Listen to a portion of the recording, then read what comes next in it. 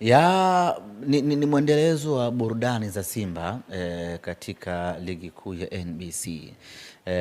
Mara nyingi Simba tukicheza mechi zetu zinakuwa na hype kubwa, zinakuwa na tension kubwa na zinakuwa na mvuto na upinzani mkubwa ambao una faida kubwa sana kwenye ligi kuu, lakini kama haitoshi ina faida hata kwenye televisheni yenye haki za matangazo, kwa sababu ufuatiliaji unakuwa ni mkubwa, kwa sababu hakuna anayeweza kutabiri, hakuna anayeweza kujua matokeo yatakuwaje.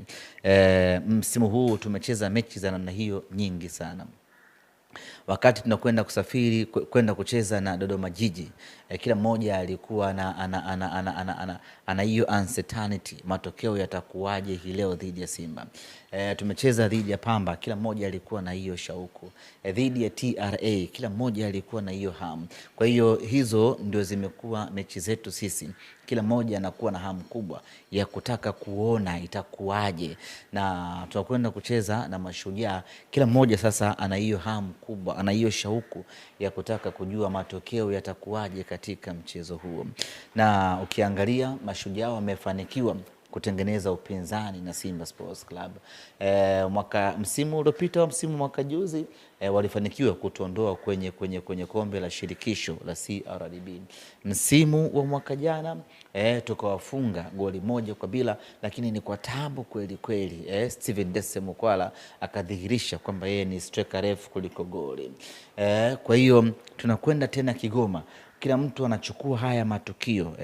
Simba alitolewa na Mashujaa, Simba akapata ushindi wa mbinde, Simba anakwenda tena kucheza na Mashujaa, itakuwaje? Kwa hiyo narration inapelekea mechi yetu kuwa na muonekano wa tofauti ambao ni mzuri kibiashara.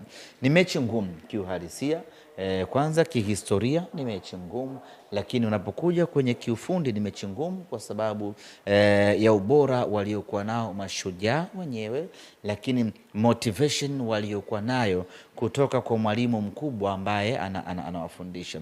Unajua, mkifundishwa mpira na mwalimu mkubwa ambaye ana confidence ya kutosha, ni rahisi na nyinyi kuibeba ile confidence yake, kwa sababu anawafundisha kitu ambacho anakijua. Ndio maana haishangazi kuiona Arsenal imebadilika sana hivi sasa, kwa sababu wanafundishwa na mwalimu mkubwa ambaye anaujua mpira. Usicheke, Arteta leo kwa mwalimu mkubwa, kwa anafundisha kwa vitendo.